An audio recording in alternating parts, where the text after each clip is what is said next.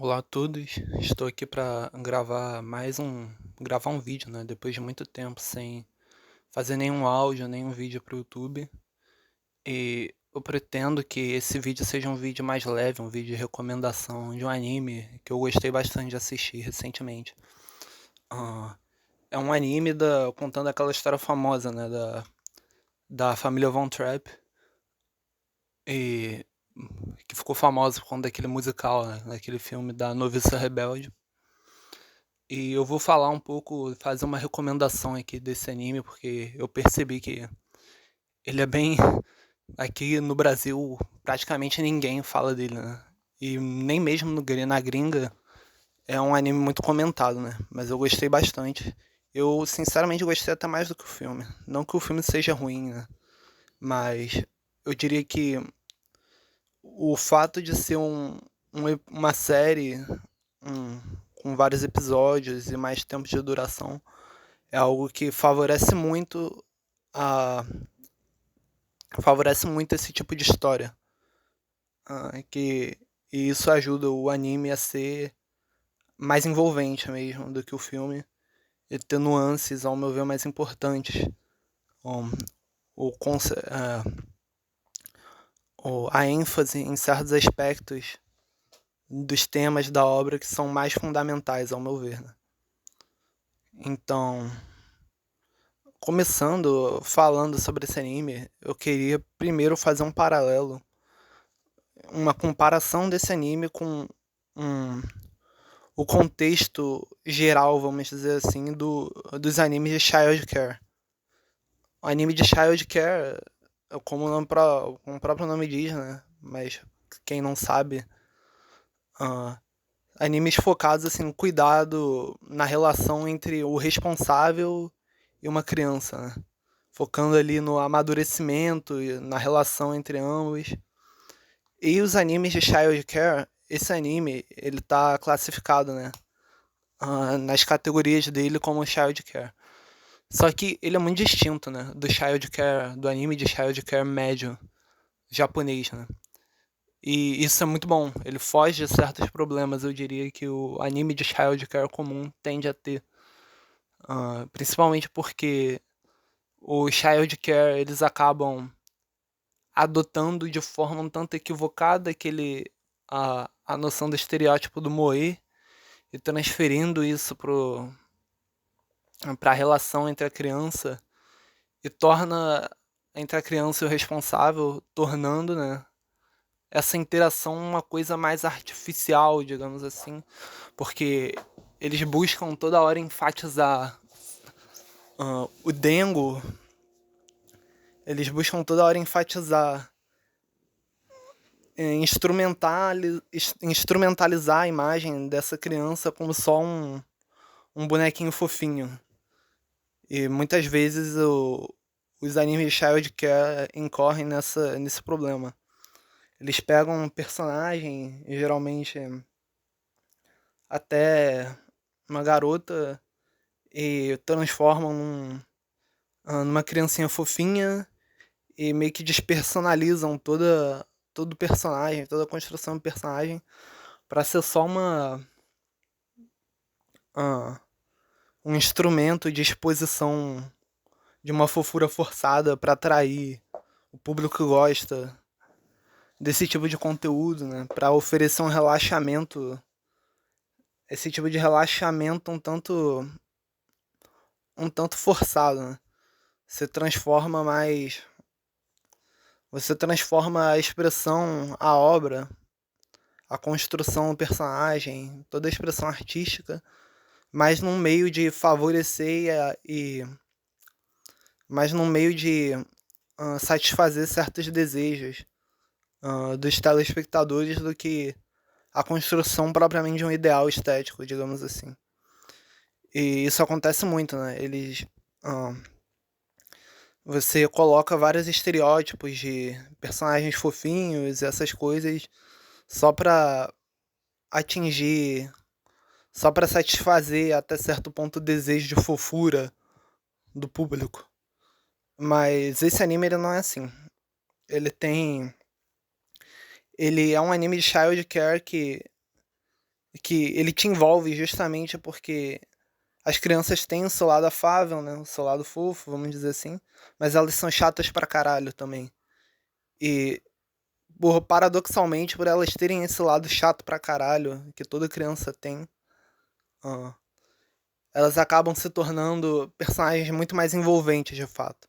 Você fica vendo eles vivendo ali as situações e as crianças fazendo cada merda, as crianças são cada chatice.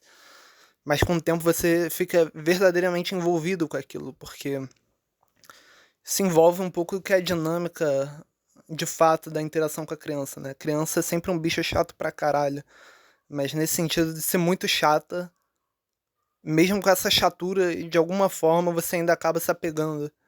E é isso que esse anime ele opera mais ou menos nessa dinâmica.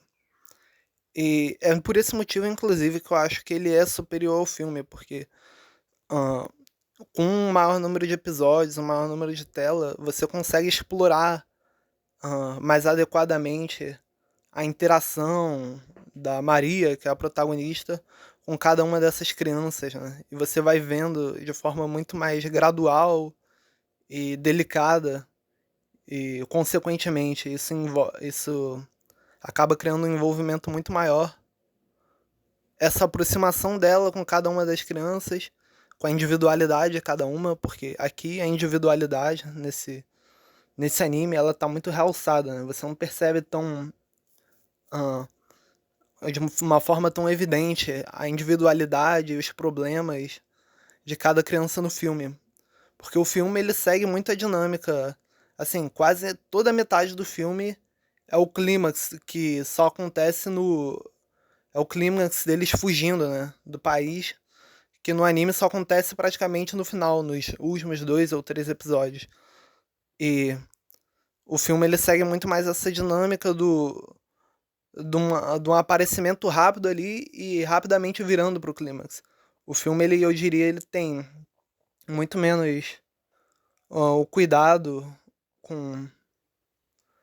Ele tá muito menos focado no drama interpessoal ali de fato, da interação da mãe com as crianças, do que em construir tudo. Do que nessa segunda etapa de fato do filme, que para muitas pessoas provavelmente seria a parte mais interessante da história da família Trapp mesmo. Seria essa ideia, né, da fuga, do nazismo e de todas essas coisas. Mas, no meu caso, eu gostei mais da história contada da perspectiva de você ver a interação familiar progredindo aos poucos. E é desse e lidando com cada uma das crianças, com cada um dos problemas específicos que elas enfrentavam. E o anime trabalha dessa perspectiva, então eu gostei bastante disso. E você fica vendo ali, né, a protagonista, a Maria, entrando e ela se tornando, interagindo com cada uma das crianças, e ela se tornando ao pouco o elo, né, que conecta o pai, que após o falecimento da esposa, meio que se assume um relacionamento mais complicado com as crianças. Não que eles se odeiem ou que as crianças não gostem do pai, mas a mãe era essa forma da figura feminina representando esse elo afetivo entre os filhos e o pai.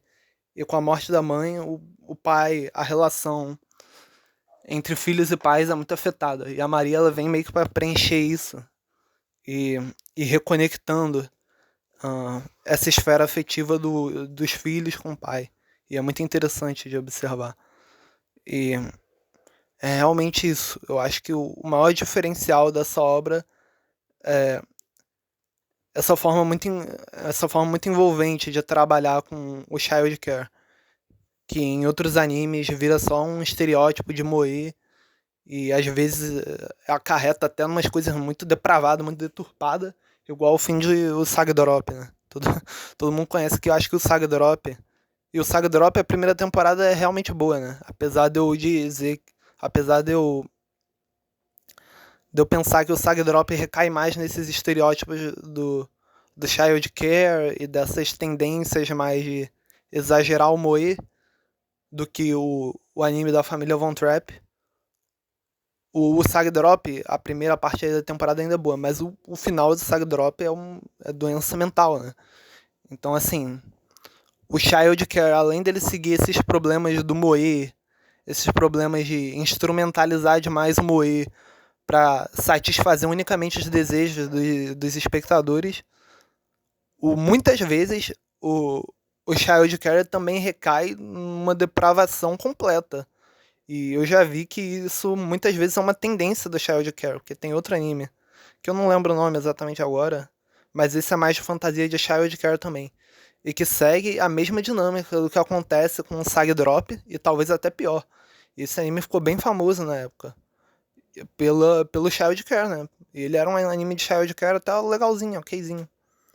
Mas se você for ver a continuidade da Light Novel, ou pelo menos os spoilers que eu vi, ele recai numa depravação total. Assim, de botar o pai e a filha pra se relacionar, meu Deus do céu, assim.